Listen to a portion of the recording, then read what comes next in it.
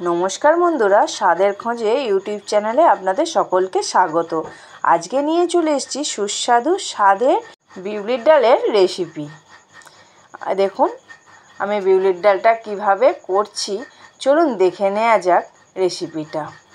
দেখুন আমি বিউলির ডালটা আধ ঘন্টা ভিজিয়ে রেখে ভালো করে ওটাকে ধুয়ে নিয়েছি। হ্যাঁ, আধ ঘন্টা কিন্তু ভিজিয়ে রাখবেনই, এইভাবে করলে খুব ভালো লাগবে। এবার আমি একটা কুকারেতে নিয়ে নিলাম বিউলির ডালটা, আর ডাল যেভাবে দিচ্ছি তার ওপরের লেভেলে একটু জল থাকবে, বেশি জল নয় কিন্তু। আর ওপর দিয়ে সর্ষের তেল দিয়ে ওটা আমি সিদ্ধ করে নিচ্ছি। এখানে একটা আমি পেস্ট তৈরি করে নেবো। অল্প পরিমাণে আদা আর 1 চামচের মতো মৌরি আর অল্প একটুখানি জল দিয়ে ওটাকে পেস্ট তৈরি করছি। এদিকে আমার ডালটা দেখুন সিদ্ধ হয়ে গেছে, এইভাবেই সিদ্ধ করবেন।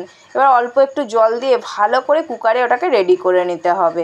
এদিকে কড়াইতে আমি সর্ষের তেল দিয়ে দিলাম আর একটা তেজপাতা, 2টো শুকনো লঙ্কা দিয়ে ভালো করে ভেজে নিয়ে ডালটাকে আমি দিয়ে দিলাম। তারপর পরিমাণ মতো লবণ দিয়ে দিলাম আর অল্প করে হলুদ দিয়ে দিলাম। দেখুন আমার ডালটা কিন্তু ফুটে গেছে।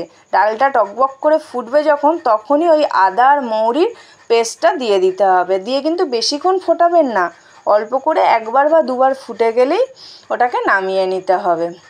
দেখুন আমার টকবক করে ফুটে গেছে এবং আমি নামিয়ে নিয়েছি আর বাটিতে করে সার্ভ করে দিয়েছি। দেখুন কত সুন্দর হয়েছে।